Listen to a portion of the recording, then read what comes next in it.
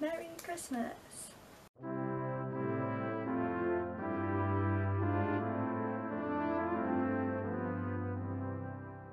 Let's have a discussion about hearing loss at Christmas.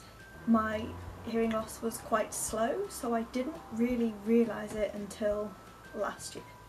So maybe November, October sort of time-ish, and I was going into Christmas kind of at a loss because I hadn't seen an audiologist yet, I hadn't been screened anywhere. All I knew was I was asking people to repeat themselves over and over again and couldn't hear at least half the people in my house. Coming into Christmas when it's a big get together and everybody's talking at once and it's very loud and everybody is loud and it's a lot harder to pick apart the voices, and trying to lip read like multiple people at a time, I can only focus on one spot at a time. It was daunting. If you're new here, I have mild hearing loss. It is not the end of the world, however I do need my hearing aids. I can sort of see them in my ears. I have rainbow curlies on, so they're cool. Without my hearing aids I don't hear very well. In certain levels of background noise, useless. But I have gone a little bit further ahead, so let's go back to last Christmas. Because I hadn't been seen, I hadn't got my hearing aids at that point. If you are new here, I have been through my my journey of getting my hearing aids. I will put a link to the first of those videos up there, and then you can follow through and see what happened when, if you are interested in that. But I hadn't got my hearing aids at that point, and one of my GPs, the one that wasn't my favourite doctor, suggested that I try one of the open fit hearing aids, which you can buy sort of over the counter. They're not set up for any particular hearing loss, they just have a volume control on the back and they amplify everything, and it's not good. It isn't my favourite thing ever. It didn't work, it just made everything louder, but the sound quality was really, really bad, and I think I went through about 3 in a month because they just kept dying.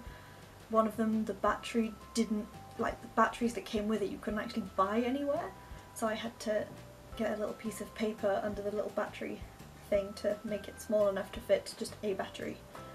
Didn't have any useful hearing aids, let's just go with that. And it was kind of daunting and scary, and I have anxiety anyway, so that wasn't helping. And I was just trying to follow along conversations, very difficult when everyone's kind of talking at once, everyone's having their own conversations, which is fine, I'm not complaining about that at all. It's just hard to follow sometimes, and I still struggle just one-on-one conversations, but oh, Christmas. Christmas is just loud, and then also New Year's as well, so let's talk about New Year's too, because it's kind of the same, and it's my birthday! So going out on New Year's when you can't hear a damn thing? Terrifying. Trying to explain to people at the time what I needed them to do was near impossible, because I didn't know the extent of my hearing loss. I didn't know how to explain it to people. I didn't know how to kind of put it into terms of, I have this percentage of hearing loss, I can only hear stuff at this frequency, at this sort of volume range, I am missing these specific speech sounds, the specifics of hearing loss. It's just hard when you don't know your level of hearing loss, but you know that there is some loss. I didn't know how to get people to help me, I didn't know how to explain it to people. I was caught between a rock and a hard place, because I need help, but I don't know what help I need. There's the obvious kind of, oh, can you repeat that? Sorry, one more time. People writing things down, that helps. People learning some signs, but obviously I didn't know many then, I still don't know many now.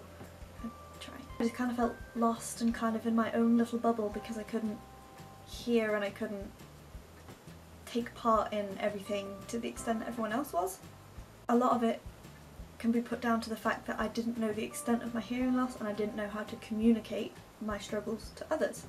I'm still not great at it, but because I'm now under the care of audiology and I have my hearing aids, I can explain it better. So if it's in a loud environment and I'm struggling, I can just point to my hearing aids. Or I do have some little badges courtesy of Doodle People, I'll put a link down in the description, that says, "Hi, I'm hard of hearing," and "Hi, I'm lip reading, please face me," and all that stuff. And in this video I talked about my hearing aided test, and that kind of gives me an idea of how much I'm hearing in certain volume situations that I can explain to somebody else. So in background noise I'm only hearing about 50% of the words. If it's loud background noise it goes down to about 25% of the words, and that makes sense to other people. Hearing loss at Christmas. Ho ho ho. Hard of hearing, hard of hearing, hard of hearing. Groan. I know, I'm sorry. Be kind to your deaf and hard of hearing friends, please, because we are struggling. And obviously I'm not fluent in BSL, so I'm not going to teach lots of signs. However, I do know Happy Christmas. So I will teach you that one, because last year a couple of my friends asked, "Oh, how do you sign Happy Christmas?" And that felt really good. And it was just a little gesture, so if you can go to one of your deaf or hard of hearing friends and go, "Happy Christmas," that's going to make lots of difference into their whole evening, their day. Just that little gesture, that will mean something. To say Happy Christmas or Merry Christmas, clap your hands, Merry Christmas. And if I have done that wrong, that is embarrassing, and please correct me in the comments. I was actually taught by somebody that signs to, but I could still be wrong because my memory not great. How can you help your deaf and hard of hearing friends at Christmas? Include them. Just keep an eye out, and if they look like they're struggling, if they look lost, if they're sat on their own, go and talk to them.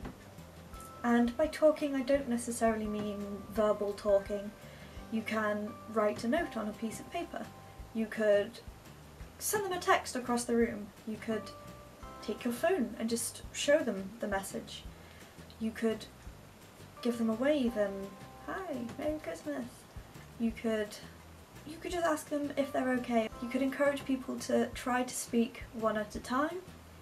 If you're having a whole house thing, maybe allow people to go throughout the house. So if they want to have conversations and they're struggling with all the background noise, they can go to a different room and talk one-on-one, or talk in a smaller group, or just have the space to just sit in quiet for a minute, because lots of noise can just be overwhelming and just a lot.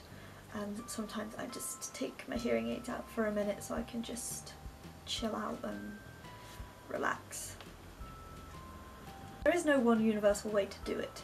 Somebody might not like having messages written to them, they might want to have you repeat it and just speak, and that's completely fine.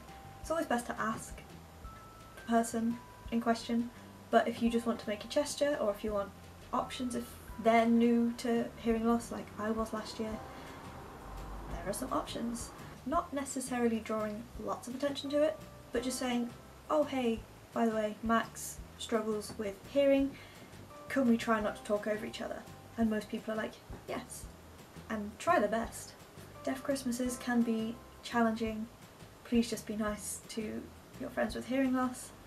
It's not a universal experience, but this video should give some ideas, and sign it with me. Happy Christmas. So with that being said, don't forget to like this video, drop a comment down below if you have any other tips for surviving Christmas with hearing loss. Subscribe to my channel if you haven't already, and ring that notification bell so you get notified every single time I post a new video.